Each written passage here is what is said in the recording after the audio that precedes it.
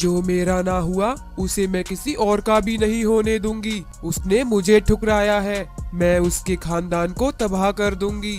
वो जिसके आने का बेसब्री से इंतजार कर रहे हैं, मैं उस संतान को जन्म से पहले ही मार दूंगी। आखिर ये शेरनी किसके खिलाफ इतना जहर उगल रही थी और वह किसकी संतान को मारने की बात कर रही थी। गोरखपुर जंगल में वीरभान शेर का राज था। वीरभान उस जंगल में अपनी पत्नी रुमझुम शेरनी के साथ रहता था।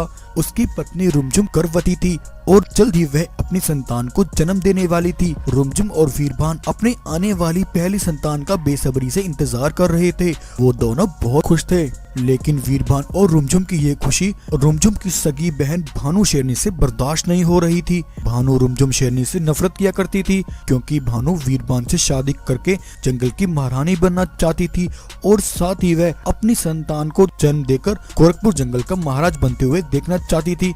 लेकिन वीरभान भानु शेरनी को बिल्कुल पसंद नहीं करता था, क्योंकि भानु एक तेज, घमंडी और चालाक शेरनी थी।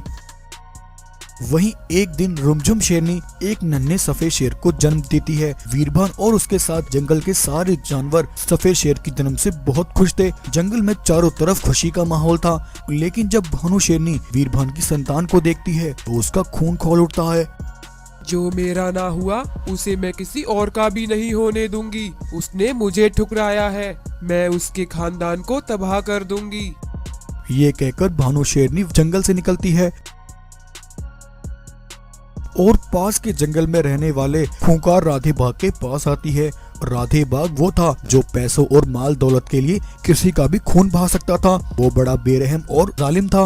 आओ भानु शेरनी आओ, क्या हुआ आज अचानक से मेरी याद कैसे आ गई? राधे, मुझे तुम्हारी मदद की जरूरत है। तुम्हें मेरा एक काम करना है। हा। भानु, अगर तुम यहाँ आई हो तो तुम्हें ये भी पता होगा कि राधे बाघ बिना पैसे और माल दौलत के काम नहीं करता। पहले मुझे अपना काम बताओ और फिर मुझे उस काम के बदले क्या मिलेगा।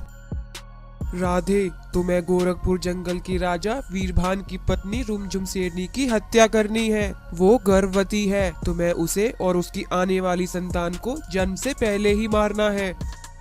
लेकिन भानु, वो तो तुम्हारी सगी बहन है, फिर तुम अपनी ही बहन को क्यों मारना चाहती हो? वो मेरी बहन नहीं हो सकती। उसने मुझसे मेरा हक छीना है। मैं उसे खत्म करके उसकी जगह वीरभान से शादी करके जंगल की रानी बनना चाहती हूँ और अपनी संतान को जन्म देकर गोरखपुर जंगल को अपनी संतान का होते हुए देखना चाहती हूँ। तुम रुमझुम शेरनी को खत्म कर दो। बदले में तुम्हें जितना सोना चाहिए मैं तुम्हें उतना सोना दूंगी। कल तक यह काम हो जाना चाहिए। भानु के वहाँ से जाते ही राधे बाघ जोर जोर से हंसने लगता है। हा। भानु, मैं इतना बेवकूफ नहीं हूँ कि हाथ में आने वाले इस मौके को ऐसे ही गवा दूं। जिस जंगल पर तुम राज करने का सपना देख रही हो वो जंगल मेरा है, उस पर सिर्फ मेरा कब्जा होगा। वहीं एक दिन जब वीरभान जंगल की नील नदी पर पानी पीने आया था, तभी अचानक राधे बाघ अपने सिपाहियों के साथ वहां पहुंचता है और अपने सिपाहियों के साथ पीछे से वीरभान पर हमला करता है और वीरभान को वहीं जान से मार डालता है। हो, मेरे रास्ते का एक कांटा मैंने हटा दिया है। अब बारी इसकी पत्नी रुमझुम की है। चलो सिपाहियों, वो रुमझुम जहाँ कहीं भी छिपी है उसे ढूंढ कर मार डालते हैं। राधे और उसके सिपाहियों की सारी बातें दूर खड़ी एक गाय सुन लेती है। गाय फौरन भागती हुई रुमझुम शेरनी के पास आती है। रुमझुम बहन, गजब हो गया। जितना जल्दी हो सके अपने बेटे को लेकर यहाँ से भाग जाओ, वरना वो तुम्हें भी नहीं छोड़ेगा। क्या हुआ गाय, कौन मुझे नहीं छोड़ेगा? तुम किसकी बात कर रही हो? रुमझुम बहन, उस राधे बाघ ने हमारे महाराज वीरभान को मार डाला है। आज महाराज नील नदी पर पानी पीने गए थे, तब उस जालिम ने पीछे से महाराज पर हमला करके उनका बेरहमी से कत्ल कर दिया। वो अपने सिपाहियों से तुम्हारी और तुम्हारे बच्चे की हत्या करने की बात कर रहा था। रुमझुम बहन, तुम इसी समय यहाँ से चली जाओ। ये सुनकर रुमझुम शेरनी के होश उड़ जाते हैं।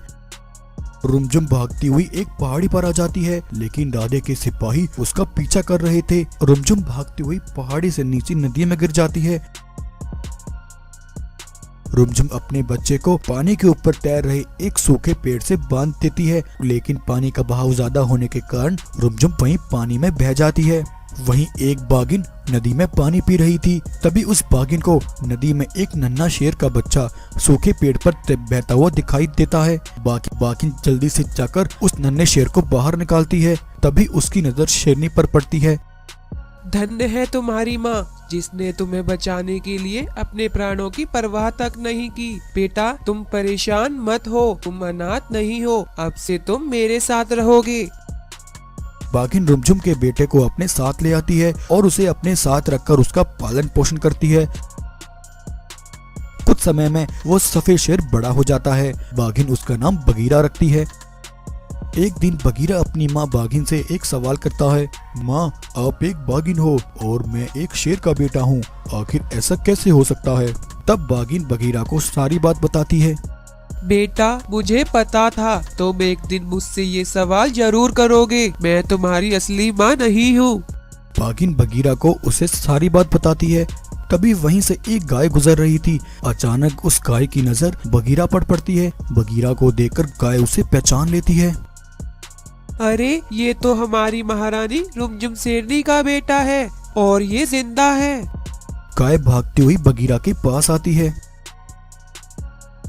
बेटा, तुम जिंदा हो, मुझे तुम्हें देखकर बहुत खुशी हुई। अगर आज तुम्हारी माँ जिंदा होती तो वो भी तुम्हें देखकर बहुत खुश होती।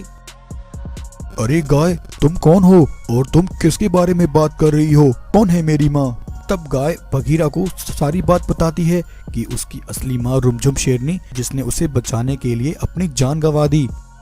बगीरा, तुम्हारे पिता का हत्यारा राधे बाघ है और वही तुम्हारी माँ की मौत का कारण भी है। राधे से ये सब किसी और ने नहीं, बल्कि तुम्हारी माँ रुमझुम शेरनी की बहन भानु शेरनी ने कराया है। वो तुम्हारी माँ से नफरत करती थी। वो जालिम शेरनी लालच में इतना गिर गई कि उसने अपने परिवार को ही बलि चढ़ा दिया। गाय की बात सुनकर बगीरा को बहुत गुस्सा आता है। भानु और राधे, इन सब ने मिलकर मेरी माँ और पिता की हत्या की है। ये सब मेरे माता पिता के हत्यारे हैं। मैं इनमें से किसी को नहीं छोड़ूंगा। तब बगीरा फौरन भागता हुआ अपने जंगल भानु शेरनी के पास पहुंचता है और रुमझुम भानु के बहन, पास गजब जाकर उस हो पर गया। एक जोरदार जितना हमला करता जल्दी है। हो सके। भानु, अगर तुम खुद को जिंदा देखना चाहती हो तो बताओ मुझे, तुमने मेरी माँ के साथ ऐसा क्यों किया? तुमने अपने लालच के लिए मेरे माता पिता को मौत के घाट उतरवा दिया। बगीरा, मुझे छोड़ दो, मुझे मत मारो। मैंने जो गुनाह किया था मुझे उसकी सजा पहले ही मिल चुकी है। मैंने राधे बाघ पर भरोसा करके उससे वह सब कराया, लेकिन उस जालिम ने मेरे साथ ही धोखा किया। उसने तुम्हारे पिता वीरभान की हत्या करके जंगल पर अपना कब्जा कर लिया और मुझे वहाँ से धक्के मारकर निकाल फेंका। बेटा, मैंने जैसा तुम्हारे माता पिता के साथ किया, भगवान ने मुझे उससे भी अधिक सजा दी है और मैं आज दर दर की ठोकरें खा रही हूँ। भानु, तुम्हारे साथ तो यही होना चाहिए था। तुम अपनी ही बहन की सगी नहीं हो सकी। धिक्कार है तुम्हारे ऊपर।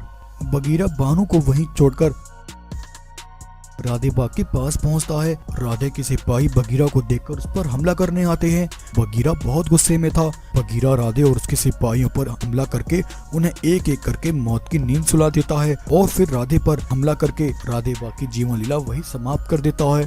और इस तरह आज बगीरा अपने माता पिता के हत्यारों से उनका बदला पूरा करता है।